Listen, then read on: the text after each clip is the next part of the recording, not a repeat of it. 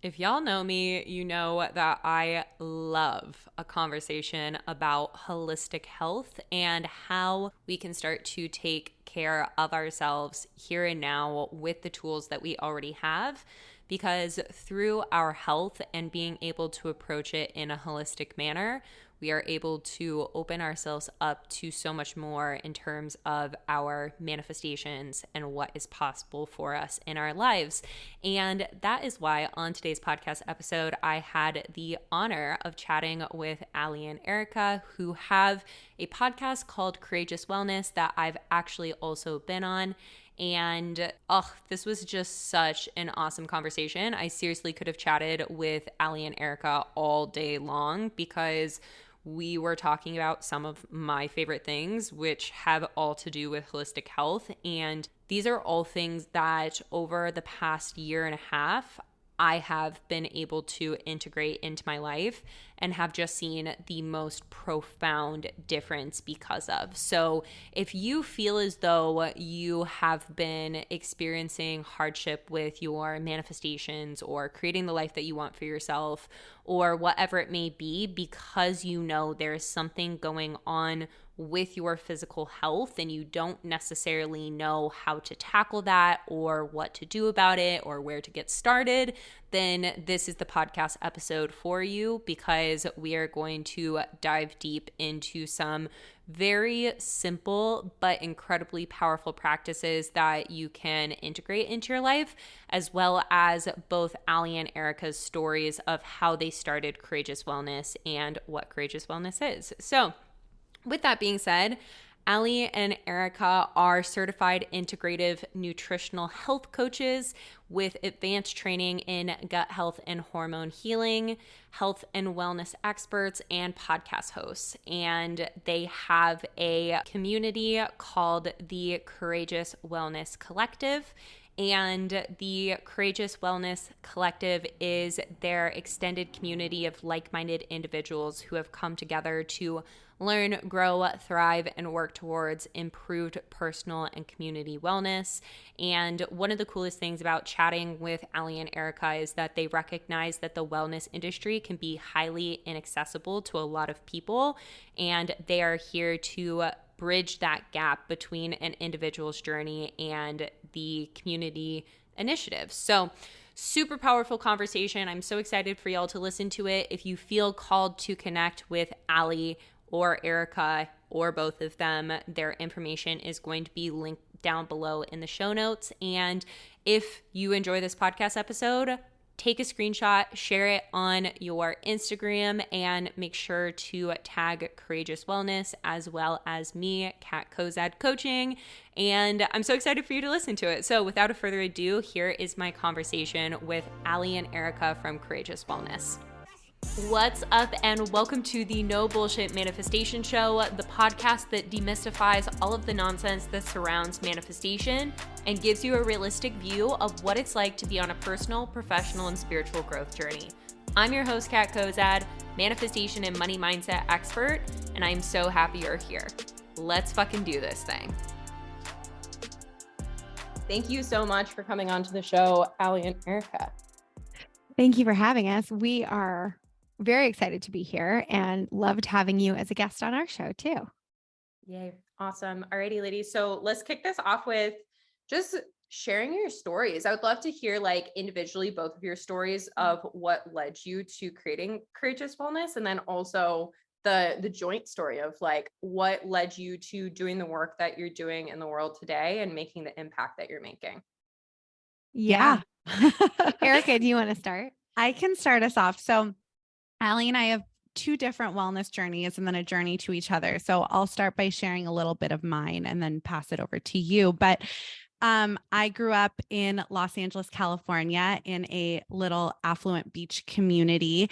And it was a beautiful childhood, but I grew up, my parents went through a really difficult time around the time I turned 8, but it kind of hit a climax when I was 11, and we became food insecure and we didn't have the financial funds to afford food. And I quickly learned a lot through that experience that has impacted me as an adult now. But at the time, when you're a kid, you don't really realize what's going on. You just are like, oh, there's no food in our cupboards. And, we're eating a lot of fast food and dollar menu McDonald's, and food banks or agencies that worked with food banks started bringing my family food. And we were pretty fortunate that time only lasted probably from like 11 to 14. So middle school pretty much. And it was a really influential time for me, but my parents came out of that experience and we had food again and, lots of, yummy things. However, that time, as I mentioned, really impacted me in ways that I don't think I even really realized, because food quickly became very emotional for me. And my cravings really surrounded like fast food and that kind of food that we were surviving on. And so, fast forward to, I always carried a little bit of extra weight. And in my late teens, early 20s, I started really blaming my body for what wasn't working in my life. And, I was really blaming my body for everything that wasn't working in my life. If I look different, I'd have love. If I look different, I'd have more advancement in my career, et cetera, et cetera.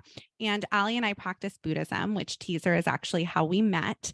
And, I'm really grateful for the Buddhist community because it helped me tremendously throughout my upbringing. And then at this really crucial time where I remember I went on a really, really bad date and I called this woman on the phone who I practiced Buddhism with, and I was just complaining about my body and the way I looked. And if I looked different, then this guy would have called me back and the date would have gone better. And she really stopped me and she was like, wow, Erica, you don't value your life at all. She was like, you do not have any value for your life. And, she said some Buddhist things to me, but, one of them in our practice, it's like, you are the Buddha. You're it. We all are. You know what I mean? Like, you have everything inside of you as you are. And she really encouraged me to chant, to like see myself in that way. We chant as part of our Buddhist practice. And so that's what I did. I went home and I started chanting to deeply love and treasure myself. I wrote it on a hot pink sticky note and I put it on the altar that I chanted to. And I did that every single day. And my life completely transformed in my largest body. In my largest body, I got dream jobs working on TV shows. In my largest body, I met my husband, who's now my husband. We've been together for 11 years and he's the greatest man in the world. All of these things happened in my largest body. And so it was never about my body, clearly. And slowly but surely, I started, moving my body. It wasn't a conscious experience for me, but I found a workout class that I really liked. I started exercising regularly and I ended up losing a significant amount of weight, like the following year after this experience, maybe the following 2 years, something like that. And that led, sorry, I'm going to wrap it up here now, but that led to a lot of like gut issues and body dysmorphia and all of this stuff that then I had to really figure out for myself through entering the world of wellness and nutrition. And that's kind of when my path crossed Aly's again. So I'm going to pass it over to Aly to share her part of her journey as well. Amazing. Sure. So, okay. Erica already mentioned she and I met through Buddhism, but I was introduced to the practice about 8-9 years ago. And funny enough, she was at the first meeting I'd ever gone to, but we were just sort of like over the years, kind of social friends. And not long after that, I actually made my living as a performing artist. I traveled a lot around the country and the world doing mostly musical theater work. And I was like what I thought pretty healthy per se. Like I needed to feel myself in a certain way in order to like rely on my physical body to show up to do shows and as part of my job. But I wound up getting a really rare cancer diagnosis when I was 29. I had a bruise on my back that just wasn't going away. And I had gone to the doctor and it wasn't my normal doctor. She had been out of town, but I went to the doctor for like a winter bug that I was just like struggling with for like 3 weeks and I just couldn't knock it. So I just wanted to make sure I didn't have any sort of infection. So I went to the doctor, saw a doctor I don't usually see. And while I was there, I asked him about my back because I was like, hey, there's some like blood vessels, like bruising that's just not going away. And he said, don't worry about it. It's nothing. So I sort of had this moment of like, okay, well, I'm going to seek more on that because I had this little like instinct that I should. And then when I saw my doctor again, she was like, I'm not sure. Let's keep an eye on it. Fast forward, it's actually a rare form of cancer and it was a tumor in my back. So long story short, over about 3 surgeries, I became cancer-free, fortunately. And that was really what led to my passion for really trusting myself and my own instinct in my body in the context of the medical system. But also, I was craving different foods in the healing process. I always was like, oh, well, I was in a phase where I'm like, no, I'm a vegetarian. And it's like all I needed was meat at the time, like while I was healing and learning to trust that too, continuing to trust my body and then maybe the new cues or the new information it was giving me through that whole process. And I know this is like the Cliff Notes version, of a cancer experience, but long story short, I move away to Japan. I'm doing a 1.5 years worth of shows over there. And Erica and I found out we were reading the same book on blood sugar balance and energy, like lasting energy through nutrition. And she totally slid into my DMs. And she's like, I don't have anybody else to talk to about this. So we kind of bonded over that, the book that we were reading and our interest in that. And then when I came back, she invited me to hang out. And this was the first time we had ever hung out together. So it was many years after knowing each other. And we realized I didn't know her journey. I didn't know her experience in her own sort of like health journey. And she knew a little bit of mine, but I shared more of the emotional side of things with her. And we said, it's like there's real power in sharing stories around this stuff because I think so many people feel alone in whatever the struggle might be. And as human beings, like it's natural to have health challenges. It's natural to struggle with certain things in relationship to our health and however you define that. And in sharing these stories, we felt closer to each other. And that's really how the podcast was born. We're like, let's start a podcast. It was totally a passion project. And it very quickly soon grew. And we became more clear in the mission behind it. And then we evolved and we decided to go back to school and became certified integrative nutrition practitioners. She and I have both done advanced coursework in hormone health and gut health. And we expanded our company too beyond the media portion, which is the podcast, to coaching events, creative projects around accessible, food positive nutrition. So that is how it's like a long story, but that's the short version of how Courageous Wellness was formed. Yeah. Oh my gosh. Absolutely beautiful. And I would love to hear the long story someday, because just like you said in that, Aly, like so many people, what they desire the most is story, to know that they're not alone. And in both of you ladies just speaking, like I heard bits and pieces of myself in both of your stories. So I know that all of the listeners are going to experience that as well, with like, there's something in this that they can relate to. And I want to take it back to like upbringing for both of you, with like relationship to health, relationship to your body, trusting your body, all of those good things, because that was something that I don't think I actually learned how to do until like the past 1.5 years of my life, of like truly trusting my body, that like if I'm tired, if I have acne, if I'm bloated, if whatever is coming up, some sort of symptom is coming up, that's my body trying to signal something to me. Prior to that, like you said, Erica, I was like, oh, I'm going to blame my body and be like, you're doing something wrong. Like, why won't you do something different? Or if you were different, then things could be a different way. So for both of you, what was it like growing up? Like, were your families supportive in helping you understand your relationships to your body? Or like, what was it just like for you in general? Yeah, it's a really good question. Honestly, it's so interesting because my mom was always really positive around my own body when I was young. Like, even as a teenager, she really spoke highly of my body, even when I was, like I said, I carried extra weight, during those childhood and teen years. She was very empowering of my body. However, I don't think she's going to listen to this, but I think it's a very common experience for like our mothers in that generation. She was very mean about her own body. you know? And so even though she might've been empowering me about mine, the messaging I heard around her own body was not positive at all. Yep. And it was constantly comparing. Like there was so much focus on looks and the body. And she didn't do this intentionally, you know, so that's why I hope she never listens. I don't want to like throw her under the bus in this way, but I think it's a very common experience for, you know, my mom's in the boomer generation, those like, you know, these women. It's actually so sad if we go off on a tangent and talk about, you know, the patriarchy towards women's bodies and that whole experience. But so I think, you know, that really seeped in to me, and I think created the perfect storm for me to also focus on my body as I got older. And yeah, and then as I mentioned, like I grew up eating really nutritious meals prior to like age 8, 11, you know, that time.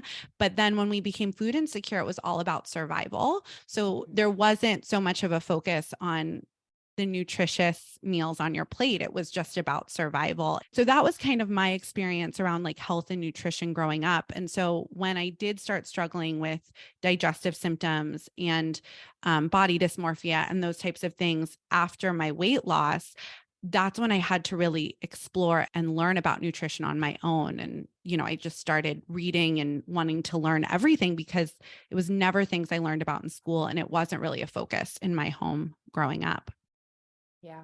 Yeah, that's a good question, Kat. It's making me think, like, how long do we have? One thing, you know, that my mom did for me, and consciously, very consciously, because she was so aware of the fact that she did not have this in her childhood or in her life, was she put me in dance classes pretty young. Not to become a great dancer, but because she wanted me to have connection to my body from a young age and understanding what it was capable of and just feeling connected, feeling in it. Because as Erica mentioned, you know, she and I are prime like millennials. I'm a little older than Erica, but like, you know, born in the mid 80s. And it was like, yeah, we came from baby boomer parents. My mom's kind of on the young side of that, but who were like deeply entrenched in diet culture to no fault of their own. Right. Yeah. And it's actually really hard and sad to see how that still infiltrates so many people, especially women, but people's minds to this day. And was my family and many of the women in my family deeply entrenched in it? Absolutely. And there were patterns of things like my grandma, we laugh. I mean, she's in her late 80s now, but like she would drink it 6 to 8 Diet Pepsis a day.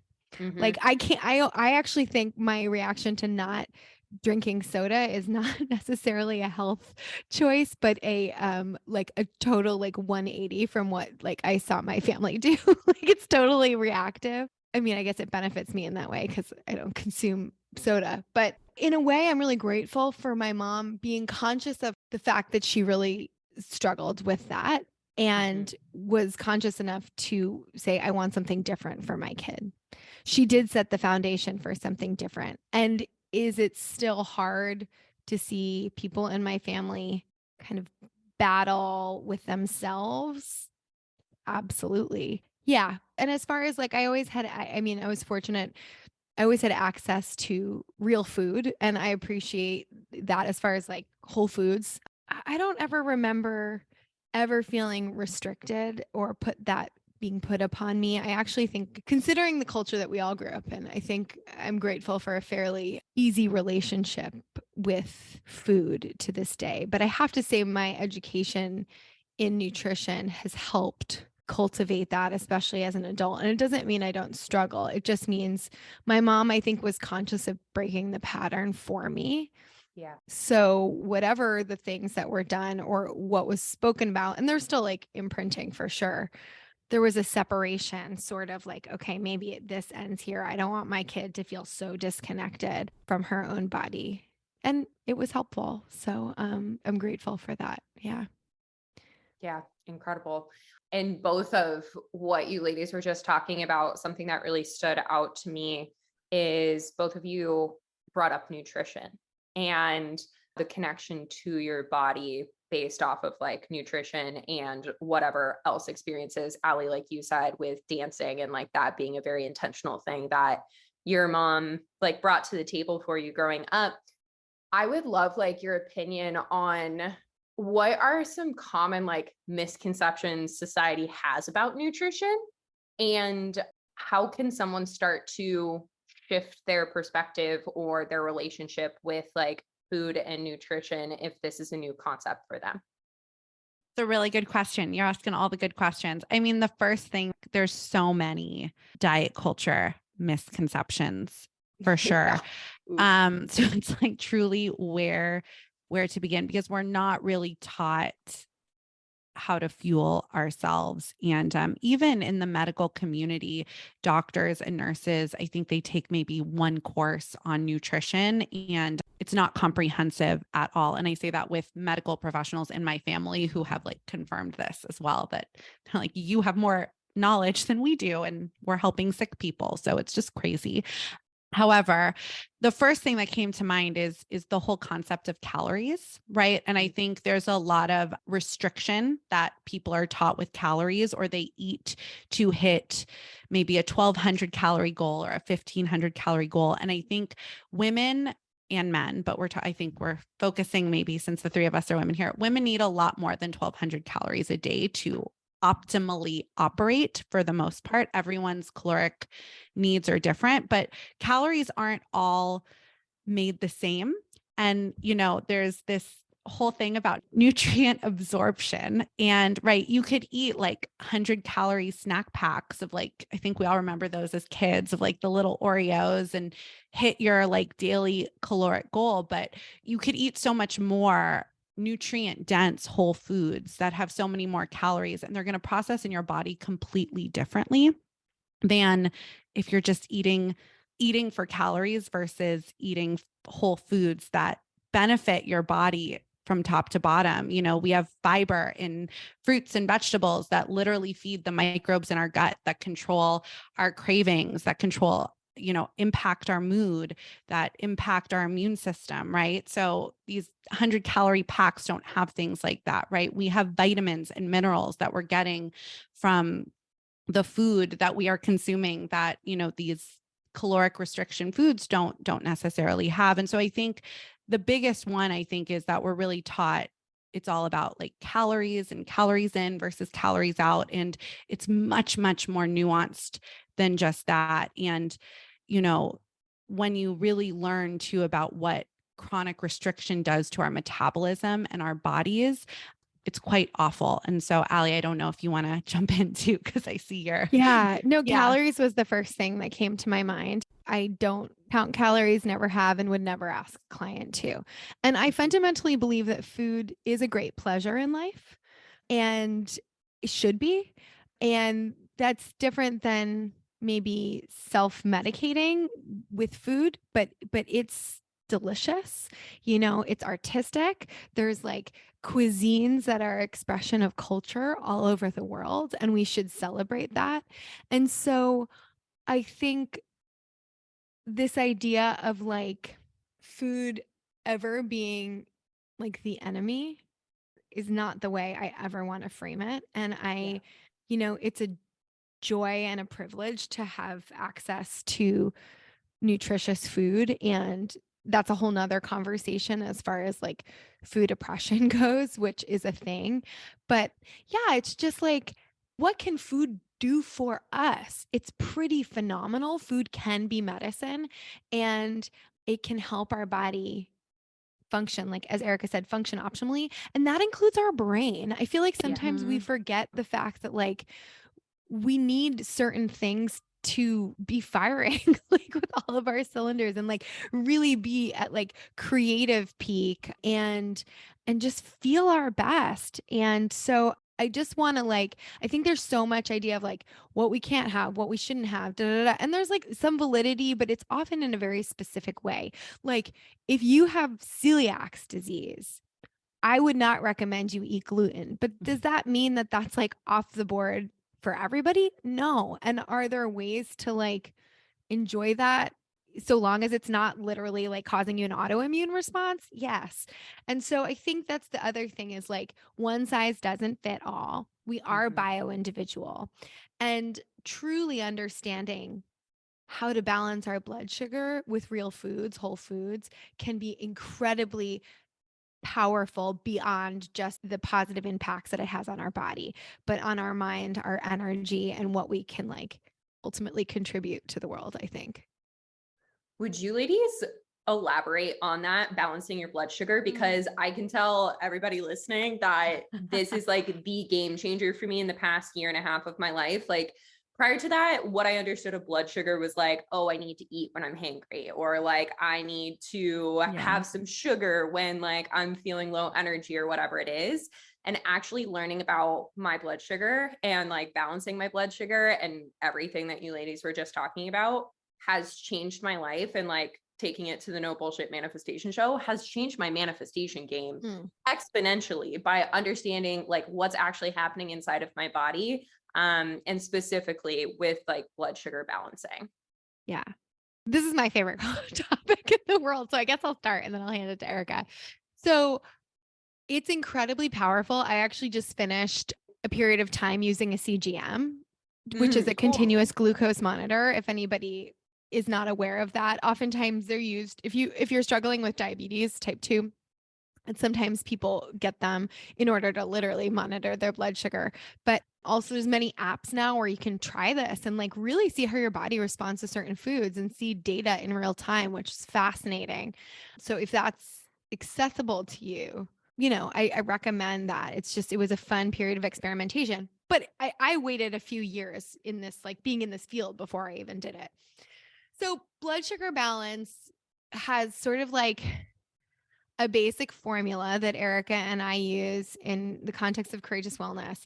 And we talk about what you need to create a blood sugar balancing meal. So we call it PFF plus, which is protein, fat, and fiber. Those three things are going to create sustained energy from one meal to the next. We avoid high spikes in blood sugar and therefore avoid deep crashes in blood sugar. So that would be the deep crash would be the hangry zone. So instead of getting quick energy from immediate sugar to the bloodstream, we would get more sustained energy, satiety, and fullness in between our times of eating. So you're never experiencing these like intense cravings because you've set yourself up for longer sustained energy. So protein, fat, and fiber. Oh, and then the plus, we always like to add a little gut friendly addition to that, whether that's a probiotic or something like that. That's kind of player's choice. But that's sort of what we focus on like putting food on a plate. Do I have some healthy fats? Really good brain food too. Dietary fat does not spike the blood sugar. Do I have enough protein? Am I getting enough protein in this meal that will really help my energy? And do I have enough fiber? Am I feeding those good microbes in the gut that Erica was talking about earlier? Because that's what they eat. And fiber comes from plant food only. So vegetables, lower glycemic fruits have a lot of fiber, like berries with seeds have a lot of fiber.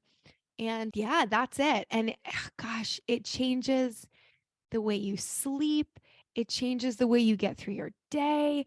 It changes our mood. I mean, it is life-changing, Kat. Like you said, it's wild.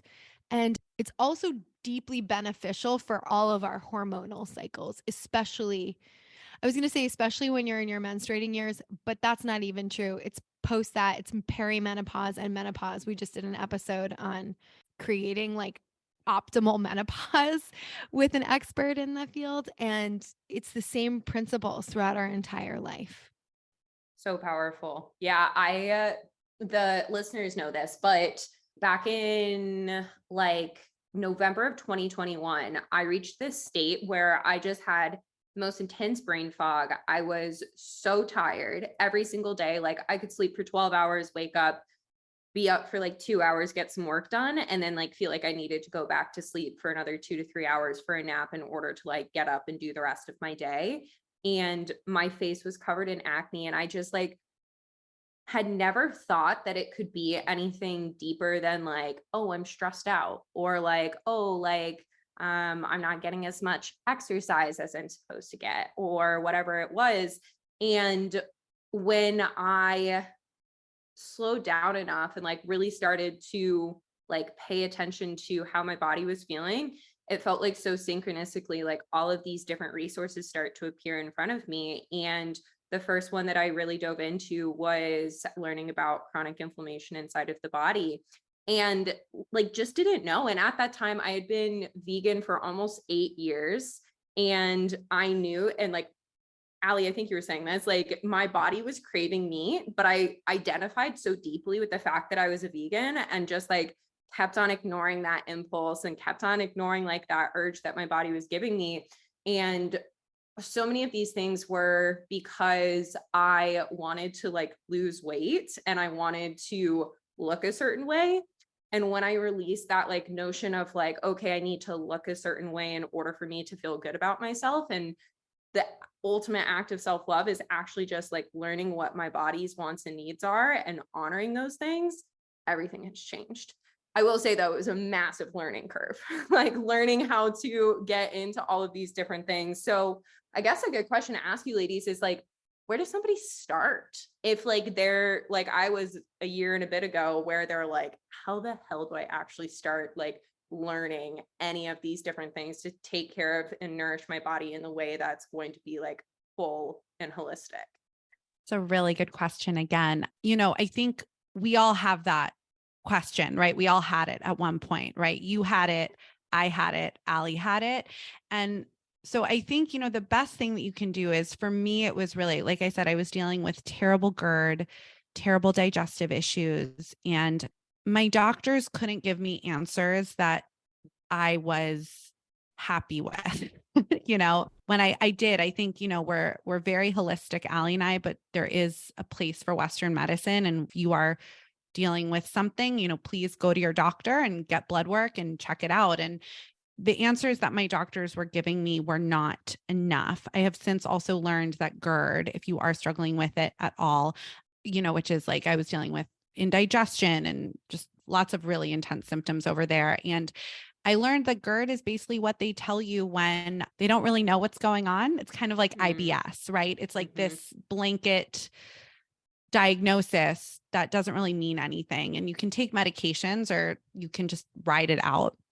And so from there, as I'm sure people listening to this podcast are already at, this curiosity about my own body was starting. And to be honest, for me, it really started with listening to podcasts and also finding content creators online that I resonated with, right? Who are maybe talking about blood sugar balance or talking about gut health, or, then listening to podcasts that they were on, and then finding podcasts that talked about, I used to consume so many podcasts about different things. And then I would go read a book and pick up books on gut health and books on this, that, and the other, right?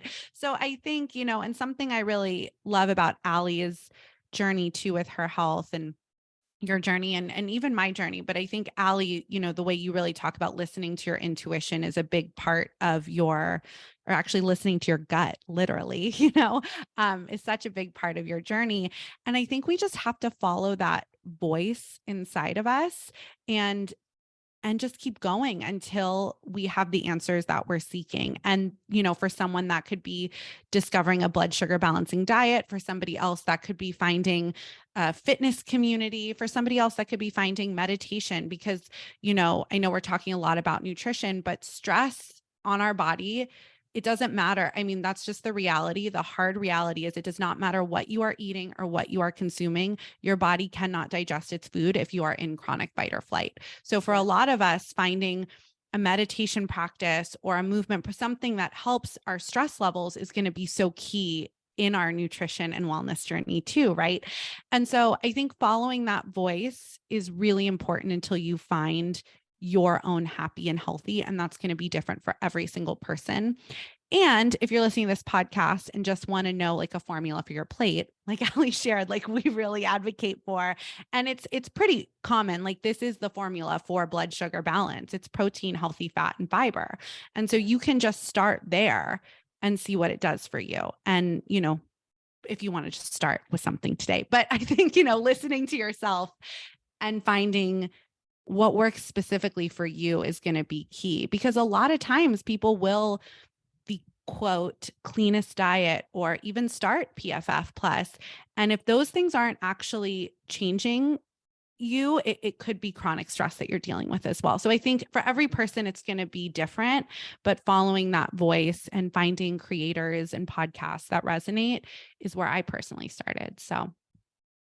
And can I just add, it's become a little bit more mainstream recently, like this idea of really understanding glucose and our blood sugar.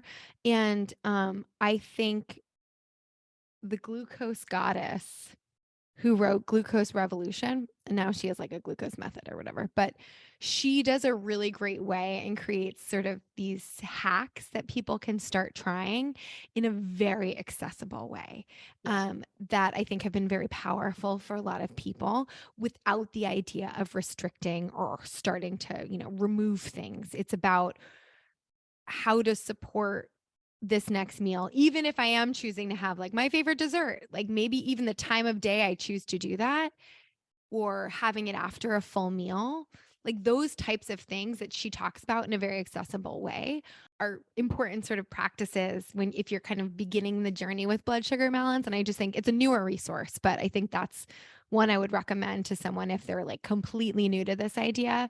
I think she presents it all very accessibly in Glucose Revolution. I loved that book. And I love and agree with everything that both of you just said with like, there's so many incredible resources out there. And I know sometimes it can be like daunting to sort and sift through all of it. And one thing that I want to chime in on from my own experience is like, don't try to take it all on at once. Like, find one piece and master that one piece and see how it affects you and your energy and how you feel inside of your body, and then move on to the next thing. Because I tried to do a lot all at once, and I was like, and then I went back into my old patterns, and then it was like, oh, okay, that is a signal that I am not ready for all of that all at once. But if I can break this down and make it as bite-sized and digestible as possible, then that gives me and somebody else a better chance at having like long-lasting, sustainable health and wealth inside of themselves on this journey. Cool. Yeah, absolutely. Alrighty. So question, and I know this is like a vague / like big question, but what does wellness mean to both of you? We say this after every question. You say, yeah, this is a good question. I did the same on your guys' podcast.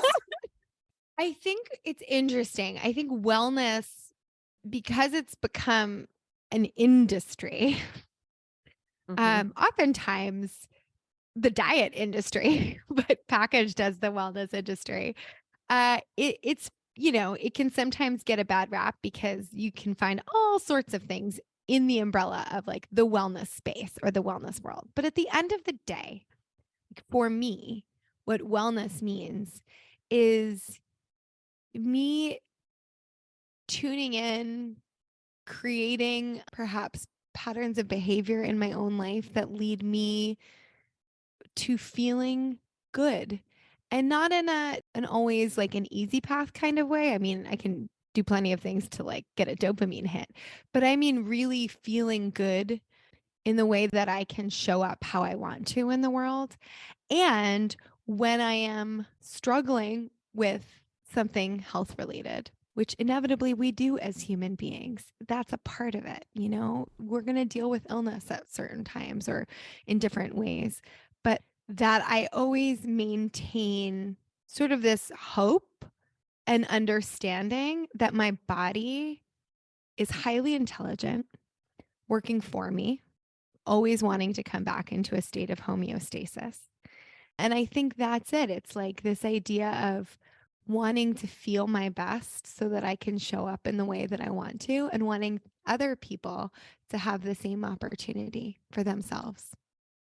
Yeah. That's a really great answer, Aly. I think for me, I think this answer has changed over my journey. Started in 2013, I think. I think it was October of 2013 is when I went to like my first workout class, truly. But since then, I think my answer has probably evolved and changed a lot. But right now, I think wellness to me is just living in integrity and in alignment every day. And that might mean something. I think living in integrity is number one, and then making aligned choices from that integrity every day, which is not always going to be about what's on my plate, right? It's like supporting my mental health, taking care of myself and my community, but really, really focusing on that integrity component and making choices from there every single day. And yeah, I think community wellness is a big part of this as well, because so often I think wellness really focuses on the individual, which is important because we have to take care of ourselves, absolutely, in order to help others. However, a lot of times it's like you see the inaccessibility of the wellness industry. And as Aly mentioned, the diet culture of the wellness industry, it's just diet culture with a wellness bow, and everyone's trying to sell something. And I think the community that we live in, if our community is on fire, if our community is suffering, like I mentioned, I grew up in a very affluent beach community, and 10% of the Westside of Los Angeles is food insecure, which is one of the most affluent parts of Los Angeles where Aly and I both live, right? So I think we have to remember these things when we focus on our wellness, because it's so much more than just the food that's on our plate and, what we're doing day to day. Yeah. Beautiful, beautiful answers from both of you. And again, thank you so much for sharing so much of your stories on this, because I know that so many of the listeners are going to resonate with this. So last question I have for you, and this is the one that I ask on all episodes of the No Bullshit Manifestation Show, is what is one piece of no bullshit advice that you can give to everybody who's listening related to this topic or not? I'm like noodling on this one. Go ahead if you know. Well, the first thing that came to me just is like, I think as a recovering people pleaser, I think please put yourself first. And that might seem really, really, really selfish if you are also a people pleaser, or if you are so used to prioritizing everybody else in your life over yourself. But it's actually the most important thing you can do so that you can show up as the best wife, the best friend, the best partner, the best friend, the best anything that you could think of. You have to take care of yourself. So please prioritize yourself and know that that's not a selfish thing to do. The first thing that came to my mind. Erica says this, so I'm kind of taking it from her and I'm going to share it. But she says, what we do most of the time is more important than what we do all of the time. Mm-hmm. And so in our context of our conversation today, like in all of this, in taking care of ourselves, in making aligned choices, all of this is great. And sometimes it's hard work, but find the joy in that too. And if that means like, if we're talking about food, for example, if we're like really, really finding our favorite, I don't know, for me, it would be like, what is one of my favorite things? Like an almond croissant. And like, I don't eat almond croissants all of the time, but when I do, man, I enjoy the shit out of it. And so I guess my thing is with that is like, we don't need to be so hard on ourselves all of the time. And in order to make supportive choices for our life. Yep. Yeah. Love that. So beautiful. Awesome. I appreciate both of you ladies so much for coming on and having this conversation with all of us. And for anybody who's wanting to find you, be a part of your world, and get to know both of you, what can they join? What can they be a part of? And how can they find you? Yeah. Well, the podcast is released every single Wednesday on all podcast platforms. So Courageous Wellness is the podcast. You can find it everywhere. And we have over 250 episodes on every topic you can imagine. So you can scroll through and listen. And you can also get in touch with us at courageouswellness.net is our website. And that's where you can find more information about our coaching and events and different things like that. Yeah. Yeah. She covered it all. Cool. Yay. Amazing. Go check them out. It'll be in the show notes down below. And thank you ladies again for this incredible episode. Thank you.